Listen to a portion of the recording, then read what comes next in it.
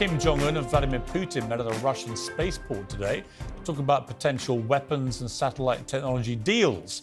The world's most deadly and shortest dictators toured the rocket launch site before sitting down for a press conference. They talked about prioritising the strategic importance of North Korea-Russia relations, which should send a shudder down all our spines.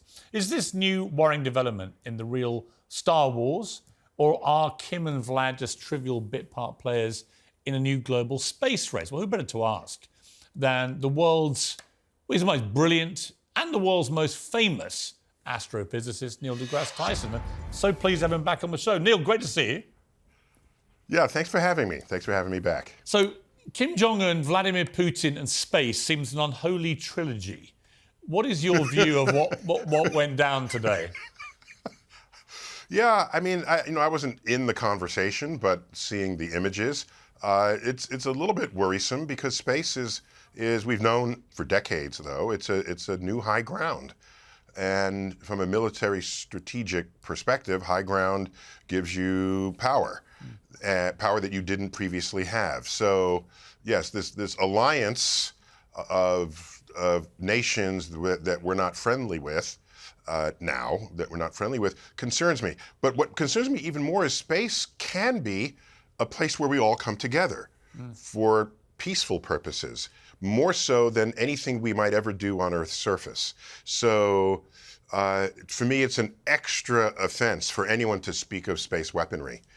Because in space, while you can have borders of countries on Earth, in space there are no borders, right? It's just space. And so to me, it's a violation of a human, our species contract with the universe, if I can call it that. Yeah, no, when you saw, for example, India launching rockets last week, I think it was, I mean, I found that very uplifting to watch that. It was amazing to watch it, exciting. I remember it took me right back to the 60s and 70s when I used to watch all the rocket launches as a kid. What did you feel watching all that?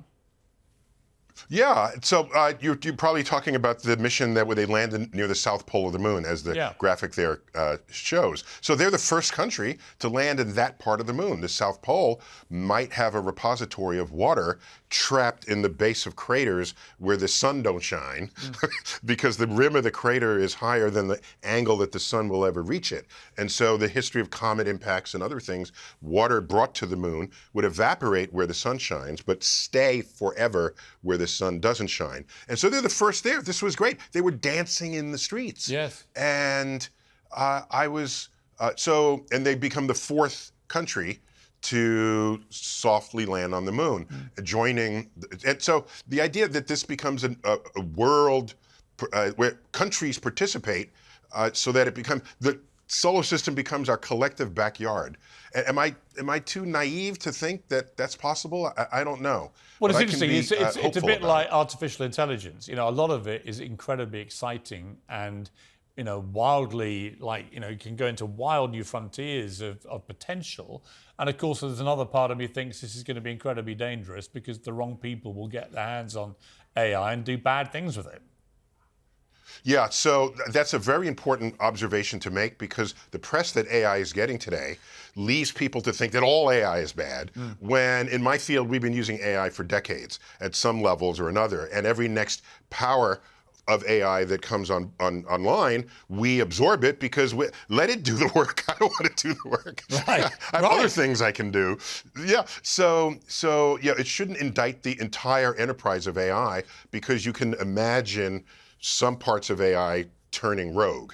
So with space, yeah, I want space to be peaceful. Think about it. In the International Space Station, it is a joint project with Russia and the United States and other countries. So if countries can't get along on Earth, do you expect astronauts in space to say, okay, separate, don't talk to each other because our leaders can't get along? That's almost childish to expect that when you have scientists and engineers in space doing real interesting work.